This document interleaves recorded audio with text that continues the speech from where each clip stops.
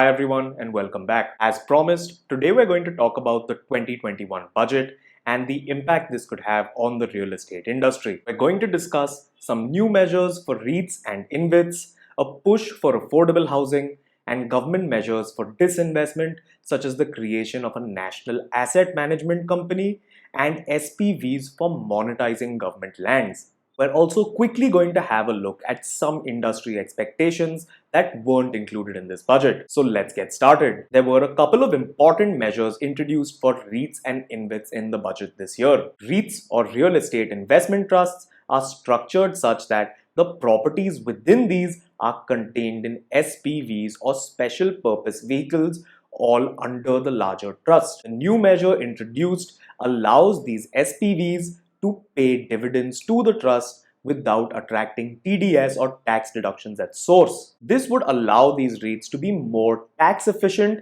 and free up more funds to be eventually distributed to unit holders. The next measure here was the allowance for foreign debt financing for REITs and InvITs. This would give REITs access to debt financing from foreign investors. We have already seen how foreign funds such as Blackstone and Brookfield have large investments in India with over $20 billion in assets combined. Further, given that international interest rates are quite low, this could represent an attractive opportunity for a lot of REITs on the market. According to management at Kotak Institutional Securities, this measure could reduce the cost of debt for existing REITs and allow REITs such as the Embassy REIT and Mindspace REIT currently on the market to increase their leverage profiles. This lower cost of debt would make these REITs more efficient and allow them to continue growing and expanding their business. The next major point here was the push from the government for affordable housing. In the 2019 budget, the government provided for an additional tax deduction of 1.5 lakh rupees on the interest for loans taken to purchase an affordable house. This deduction has now been extended till March 2022. On the supply side of things, the government has also extended the tax holiday given to developers for making affordable housing projects for another year until March 2022. In a previous video, we spoke about the supply problems facing residential real estate in India and how a large supply overhang and a lack of new launches was forcing developers to liquidate existing inventories. Measures such as this could allow for the supply of affordable housing to increase once again. This increased supply could put pressure on prices or limit the price rise for residential properties. Further, the government also notified a tax exemption for the development of affordable rental housing. This would be targeted towards migrant workers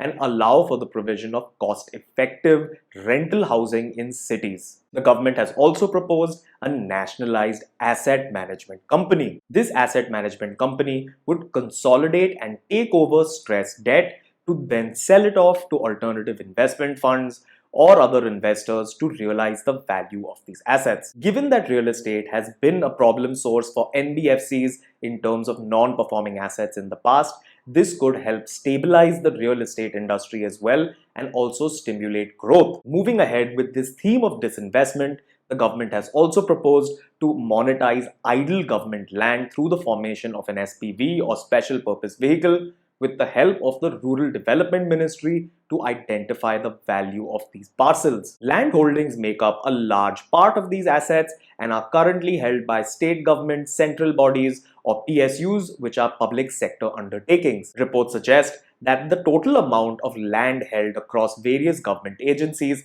is close to 5 lakh hectares. The finance minister stated during the budget that the assets to come under this scheme could include smaller airports in Tier 2 and Tier 3 cities, toll roads, and even warehousing assets held by public sector enterprises. Given the large amount of land held by these agencies, in the long term, the monetizing of these assets could also increase the supply that is put into the market. Finally, let's talk about some missed opportunities or industry expectations that didn't pan out in this year's budget. One of these expectations has been an input tax credit for developers for the construction of commercial properties, especially if they are built to lease. This would encourage developers to create more Grade A office supply to lease out to large tenants. Another long-running request in this industry was that real estate should be given industry status. This would allow for developers to take loans at more attractive rates, attract equity investments, and even allow stressed developers to refinance debt. Alright everyone, I hope that this video gave you a clear idea of the measures that would affect the real estate industry in this year's budget. Based on these measures, we could expect to see the gathering momentum for REITs and for affordable housing to be growth drivers for this industry in the near future. As always, thank you for watching, and please do remember to like the video and subscribe to the channel if you enjoyed the content. Thank you.